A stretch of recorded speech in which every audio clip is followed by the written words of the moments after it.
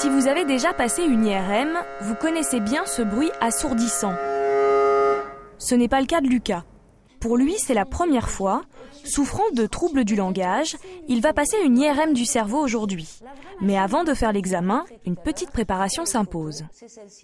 Lorsque on fait des photos de toi avec un appareil photo, je pense que tu essayes de ne pas bouger pour que les photos soient jolies tout de suite et qu'on n'ait pas à les recommencer.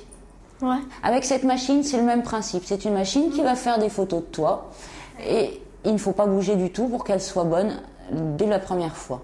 Pour faire les photos, tu vas être allongé sur un lit qui sort et qui rentre dans un tunnel. On t'aura mis un bonnet en papier sur les cheveux et le casque sur les oreilles. Tu vas venir t'asseoir ici et tu t'allonges donc sur le dos, les bras le long du corps, bien au milieu du lit.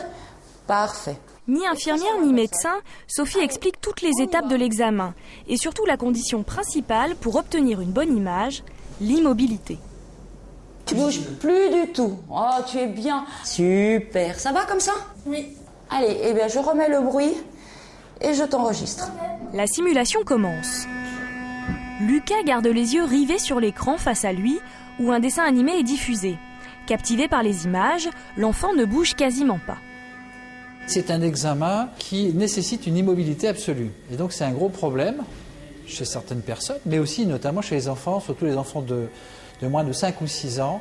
Et on est obligé, pour réaliser ces examens, d'utiliser des médicaments qui vont plus ou moins endormir cet enfant, ou alors même une anesthésie générale. C'est ce qui est pratiqué très souvent. Donc on a eu l'idée, pour rendre cet examen le plus anodin possible, de trouver un simulateur pour préparer cet enfant à ce type d'examen, pour l'habituer, pour éviter l'angoisse de rentrer dans une machine complexe. Alors, tu ne bouges pas, tu attends bien que le lit soit complètement sorti. Vas-y. Voilà. Super. Alors dis-moi Lucas, est-ce que ça fait peur ? Oh, non. Est-ce que ça fait mal ? Non. Voilà. Alors dans la vraie machine, ce sera exactement la même chose. Parce qu'après, on va dans la vraie. Ouais. Ouais, bah, je sais, quand on a passé la porte de l'hôpital, on sentait qu'il était stressé. Ouais. Ouais. Et là, vous pensez que cette préparation, cette explication... Ah ouais, c'est bien. Oui, c'est une aide. Ouais. Une fois la répétition terminée, Lucas se rend avec sa mère dans la vraie salle d'IRM. Si la machine est plus imposante, il retrouve les mêmes contraintes que dans le simulateur. Le bruit, la position couchée et surtout la consigne de ne pas bouger. Voilà, c'est très bien Lucas, on continue comme ça. Essaye de bien rester concentré sur le dessin animé. Ne bouge pas du tout, on continue. Oui. Donc sur la dernière série, on voit que l'enfant a bougé.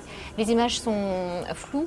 On a des artefacts qui se projettent sur les images et qui vont gêner à l'interprétation. En revanche, sur la série que l'on a réalisée ensuite, les images sont très nettes. On n'a plus du tout ces lignes qui se projettent.